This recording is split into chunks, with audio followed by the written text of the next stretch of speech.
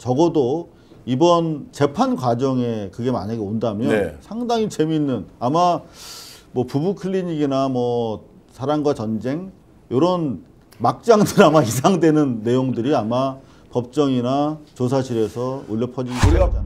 솔직하게 이상호 기자가 봤을 때는 갈라섰다 심리적으로 아직은 아니다. 어떻게 보십니까? 저는 갈라선 지 오래다. 갈라선 지 오래됐다. 네. 쫓겨났네 그럼 한 사람은. 그렇죠. 그 며칠 전에 그 아크로비스타 압수수색 당했어요. 예. 그죠? 압수수색 당하는 상황에서 집에 누가 있었냐면 예. 김건희가 있었습니다. 혼자 있었다고 그래요? 예. 근데 그때 저 주변 상황을 좀 취재를 해보니까 너무나 담담하고 당당하더래요. 와. 지금 우리가 알기로는 휠체어 타고 나와갖고 뭐 지금 뭐 우울증에 뭐 완전 건강이 엄청나게 안 좋은 걸로 알고 있잖아요. 네. 그렇지 않답니다. 건강하대요. 그리고 이 판단력 지금 엄청나게 머리 돌리고 있다는데 그날도 수사관들이 쫙 밀려 들어오는데 담담하고 하시라고 깜짝 놀랐다는 얘기를 들었어요. 직접 들었습니다. 압색 들어온다는 걸 모르고 있었습니까? 알고 있었다? 알았겠죠. 뭐 대충 각오하고 있었겠죠. 그래요? 네.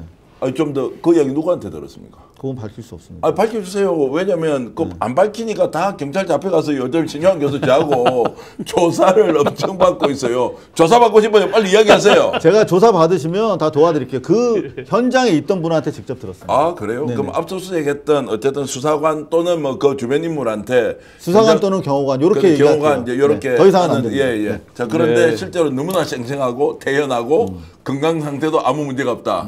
그러면 참외 먹던 게 맞네. 맞아요. 그제 휠체어 타고 나왔잖아 지금 우울증 심하다고. 그러니까 이미 둘 사이에 시작이라는 게 있었는지 솔직히 잘 모르겠어요.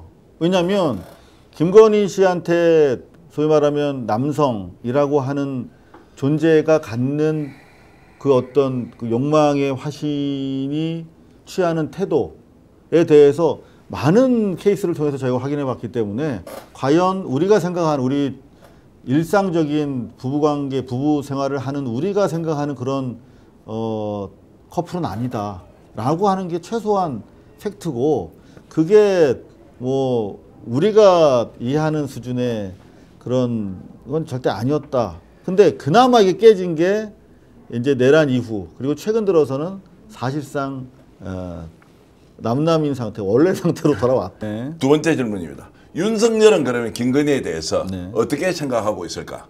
그루밍된 남성 피해자들의 사례를 우리가 많이 봤지 않습니까? 취재도 좀 해봤고. 근데 시간이 다소 걸리는데 그루밍 당했던 사안을 깨닫는 순간부터 이제 시작해서 분노가 발생합니다. 근데 그 시점이 언제인지 모르겠습니다만 적어도 이번 재판 과정에 그게 만약에 온다면 네. 상당히 재미있는 아마 뭐 부부 클리닉이나 뭐 사랑과 전쟁 이런 막장 드라마 이상 되는 내용들이 아마 법정이나 조사실에서 울려 퍼지기 시작하지 않을까. 실제로 이 내란을 주도한 사람 형식 말고요. 내용은 누가 내란 저질렀습니까? 김건희 특검이 진행되면서 윤석열이 우리 처가 그런 것도 관여했습니까? 네. 현타로 뒤통수 맞는 일들이 계속 드러날 겁니다. 줄리 재판에서도 계속 그런 것들이 좀 나올 것이고요. 결국 따지고 보면 윤석열이 실제로 취한 이득이 별로 없어요. 이거 뭐 오해의 소지가 있습니다. 이를테면 뭐 양평 고속도로 같은 경우만 해도 결국은 공공지구나 그 금방 그 엄마랑 자기 패밀리 땅 때문에 그런 거 아니겠습니까? 네. 근데 거기 뭐 윤석열 땅이 있다는 얘기는 없잖아요. 윤석열은 김건희한테 우쭈쭈 그 그루밍 당하면서 자기한테 맞지 않는 대통령이라는 옷을 입은 거예요. 그리고 그 옷이 한없이 무겁고 불편했던 자입니다. 실제로 저는 술 마시면서 많이 벗어나고 싶었을 것 같아. 자기는 가지도 않고 출근하지도 않고 공갈 차를 보내면서 그게 자기가 스스로 대통령이라고 생각했겠습니까? 예. 윤석열은 김건희가 부여한 역할에 허수아비에 불과했고 실제로 내란도 우리가 계속 들여다보면 볼수록 끔찍하고 기괴하고 충격적인 것들은 대부분 비선에서 이루어졌고 그 비선의 핵심은 김건희에 의해서 주도됐을 가능성이 현재 대단히 높게 나오고 있지 않습니까?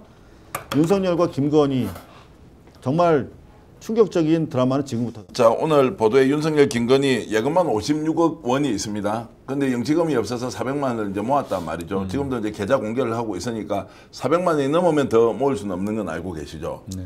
자, 이렇게 하는데 이게 지금 윤석열 작품이냐, 김계리 작품이냐 뭐 이런저런 이야기가 많은데 이상호 기자 어떻게 보세요?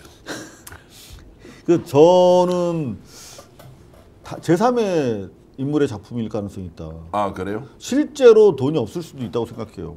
실제로 돈이 없을 수 있죠. 김건희가 안 풀어줘서. 예. 그러니까 김건희가 모든 사실은 주도권, 집안 경제 주도권도 김건희가 가지고 있고 실제로 2천만 원, 3천만 원밖에 없는 노총각을 자기가 데려다가 결혼해 줬다라고 얘기하지 않습니까? 그 부분에 대해서는 사실 결혼 이후에 윤석열이 조성한 가게 자금이 있나? 술 처마시느라고. 저는 김건희가 자기 변론을 위해서 사실 막대한 변호사비가 필요한 건 사실이거든요. 그러니까 어차피 뭐 윤석열은 들어가서 나오기 어려운 상황으로 보고 나라도 살자라고 해서 현명하게 윤석열에 대한 지원을 현명하다는 말씀 취소하겠습니다. 자기 생각으로 윤석열에 대한 지원을 실제로 취소해서 윤석열이 상당히 좀 공공한 입장에 처해 있을 수도 있겠다 이런 생각도 해봅니다. 삼부토건 주가 조작? 이거 윤석열인데 야 조작해 먹어 이렇게 하지 않았을 거 아니에요. 네, 그 배우가 명백하게 존재할 것인데. 근데 제가 봤을 때는 애매한 상황도 분명히 있을 거야. 윤석열이 배후에 있는 걸 보고 김건희를 도와준 사람들이 저는 대부분일 거라고 생각해요. 예. 김건희가 직접 나서서 지시하거나 뭐 청탁했을 가능성도 있죠. 이제 뭐 핸드폰이 정밀하게 까지면은 그런 부분도 드러날 거라고 기대를 하는데 상당수는 윤석열이 남편인 걸 보고 알아서 기었을 가능성이 대단히 높아 보이거든요. 근데 실제 그런 상황이 이제 앞으로 재밌는 게 펼쳐질 걸로 저는 기대를 하고 있는데 이를테면 최근에 있었던 바로 그 줄리 재판 관련해 가지고 줄리의 실체, 김건희의 실체가 지금 점점 드러나고 있어요. 네, 예. 그런 가운데 제일 재밌는 것 중에 하나가 첫 번째 그 의사와의 결혼 과정 그리고 결혼 생활이 지속되는 와중에 양재택을 이미 만나고 있었다는 거거든. 근데 양재택은 그 가족들 간의 대화까지 다 법정에서 까졌어요. 공개가 됐습니다. 죄송합니다. 예, 예. 자꾸 제가 까졌단 말은 공개가 됐는데 거기 내용 보면 양재택을 꽉 잡고 있기 때문에 우리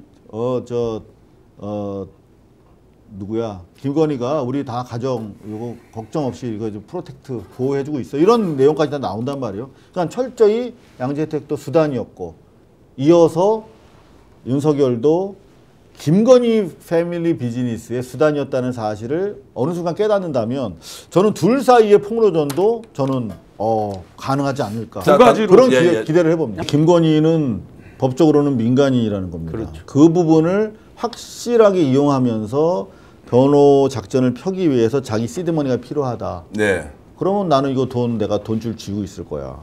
윤석열은 뭐 어떻게 되든 상관없어. 뭐